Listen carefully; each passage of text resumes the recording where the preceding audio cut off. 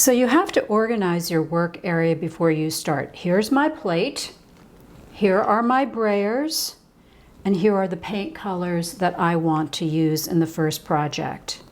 I've got my plant material here, and have a piece of scrap paper next to you, and I'm going to explain why you need this in just a minute. If you're right-handed, I recommend putting it on your right, and if you're left-handed, put it on the left side of the plate. Copy paper is fine.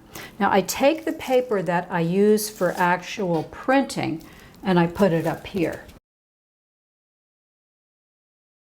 Now I feel as though I have too much paint here, so the best way to get rid of excess paint is to take the brayer and roll it on your scrap paper. This is why it's here. So I'm going to lift some of that up off the plate and put it on there.